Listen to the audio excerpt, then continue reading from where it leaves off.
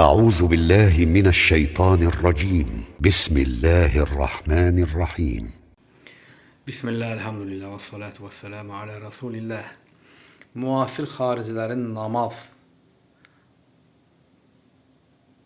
mövzusu üzərində üç küfür fikri.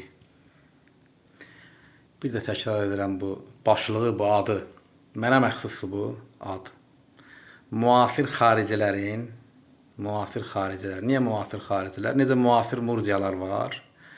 Eyni onun kimi də müasir xaricilər var. Peyğəmbər sallallahu əleyhi və səlləm xaricilərlə bağlı bildirdiyi hədislərdə xaricilərin qiyamətdən öncə yenə olacaqlarını, çıxacaqlarını xəbər verib. Müasir xaricilərin namaz mövzusu üzərində üç küfür fikri və dərsi dinləyən adamlar dinləmisiniz də, əgər kimsə dinləməyibsə diqqətlə dinləsin.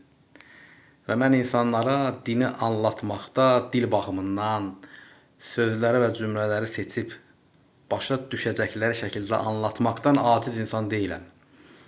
Və mən bilirəm ki, insanlara anlada bilirəm. Çətin bir şeylər var ki, dində bir çox insan onu anlada bilmir insanlara. Lakin onu insanların başa düşdüyü şəkildə insanlara anlada bilirəm. Çünki insanların dilini bilirəm. İnsanların içində olmuşam ömrü boyu. Hər tip, hər səviyyə, hər təbəqə insanlarla müxatab olduğuma görə insanların dilini bilirəm. Kəndçinin də dilini bilirəm. Şəhərli, eli təbəqənin də dilini bilirəm. Çünki hər işi ilə müxatab olmuşam. Hər işi ilə bir arada yaşamışam. Lakin insanlar bu dərsdən nə anlayırlar? Və insanların bu anladıqlarını ki, bildirirlər kommentlərdə, bunu büruzə verirlər. Bir daha əmin olaram ki, çox cahil, çox səfih bir toplumla müxatabıq. Bu tövhid muntasibləri, tövhid iddialı olan insanlar, toplumlar əqil baxımından çox geri qalmış insanlardılar. Demək, namaz mövzusunun üzərində xaricilərin üç mövzusu. Asluddin tövhid. Namaz İslamın ikinci rukunu. Deyirəm ki, namaz asludindən deyil. Kim asludindən olmayan bir şeyi asludindən hesab edirsə, bu küfürdür. Bu çətin anlanması bir şeydir. İslam dininin əsli tövhiddir. Birisi deyir ki, misvak da asluddindəndir. Başqa birisi çıxır deyir ki, zəkat da asluddindəndir.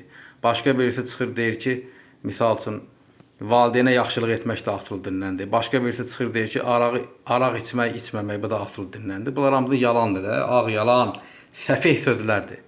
Niyə? Çünki asluddin tövhid Allah tərəfindən bəyan edilib, onun içərisində zəkat, oruc yoxdur. Onun içərisində şirki tərk etmək, şirk əhlinə bəraət etmək, şirk əhlini təşkir etmək, tağuta küfr etmək var. Və elə İslamın sıralamasında da belə ən cahil bir səfih bir adama da desən ki, Peyğəmbər deyib ki, İslam 5 şey üzərinə bina edilib. Tövhid, namaz, zəkat, oruc, həc. Tövhid, namaz, görsən 2. 1, 2, başqadır da. İkisi də bir olsa, deyərdi ki, tövhid, namaz, ikisi birdir, sonra zəkat, oruc, həc. İslamın 4 rukunu var. 1 etməyib də. Tövhid, sonra namaz. Kim bu namazı, orucu, zəkat deyirsə, bu da tövhidin içindədir. Küfr edir, bu şəriəti yalanlayır, Allah və Rəsuluna küfr edir bu adam. Bunu anlatmışam. Müşriklə bir safda namaz qılmaq küfür deyil. Bu dərsdə bunu anlatmışam. Sonra ümmət, alimlər, imamlar ixtilaf ediblər. Namazın tərki böyük küfürdür, yox. Buna kimsə deyirsə bu ixtilaf küfürdür. Bunu anlatmışam ki, bu aşırılıqdır. Adamlar nə başa düşüblər? Biri yazıb ki, belə çıxır ki, namazı qılmamaq küfür deyil. Birisi yazır ki, ala, dəlillər göndərir ki, bax, namazın tərki böyük küfürdür. Birisi deyir ki, sən də demək istəyirsən ki, tövhid kifayətdir, namaz qılmasaq da olar. Birisi deyir ki, bəs biz asluddin bilirdik axı namazı. Çox səfih, axmaq, səviyyəsiz münasibətdir bu. İnsanlar belə görsənir ki, bu adamların belə danışığından, bunlar ümumiyyətcə İslam anlamayıblar. Bunlar tövhid anlamayıblar. Bunlar nəinki tövhid, İslam, din, İslam, İslamın əhkamı, əqli cəhətdən geri qalmış insanlardılar. Bu dediyim bu şeyi normal bir ağıl başında olan bir kafiri anlatsan, kafir bunu anlayar. Ancaq özünə tövhid əhli deyən insanlar bu şeyləri anlamırlar. Bu da onu göstərir ki, biz uzun illərdir İslam dəvəti ilə məşğuluq, ancaq bu müxatab aldığımız insanların çoxusu dinin elementar rukunları və rukunların bir-birindən fərqini, əslə nə daxildir, əslə nə daxil deyil, bunu dərk etməkdən aciz, xəstə, əqil sahibi olan səfeh insanlardılar. Belə insanların şərindən Allah Subhanahu va Taala'ya sığınmaq lazımdır ki, əgər bunların din anlayışı budursa, bunlar ümmət deyil, bunlar cəmaat da deyil.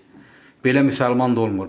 Bunlar müsəlman da deyirlər ki, əsildən olmayan şeyi bir-birindən ayırt edə bilmirlər və bunu fəhm etmək qabiliyyətində deyirlər. Belə insanların şərindən Allaha sığınıram ki, bu dərəcədə asan olan bir şey, tövhid məsələsini belə anlayırlar. Və yaxud da bu dərsi dinləyirlər, mən namaz mövzusunun üzərində xaricilərin 3 küfür fikrindən danışıram. Deyir ki, namaz qılmayaq. Bəs namaz küfür idi axı. Və s. və ilaxır. Belə səfeh etirazlar. Elə bir insanlara bir qadındır, uşaq doğacaq, ondan danışırsan, bu isə anlayır ki, yerdən göyərti çıxır. Belə anlayır.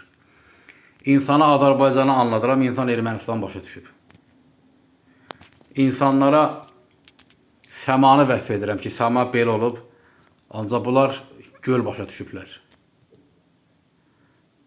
Yəni doğrudan da bu anlattığım bu dərsdən sonra gəldiyim qənaət və təəssürat ondan ibarət ki, tövhid müntəsibi bir çox insan din baxımından səfeh hökmündədir, səfeh durumundadır. Belə insanların şərindən, İslam dəvəti sayəsində belə ağılda olan insanların bu dəvəti edəcəyi şərdən Allah Subhanahu va Taala'ya sığınıram.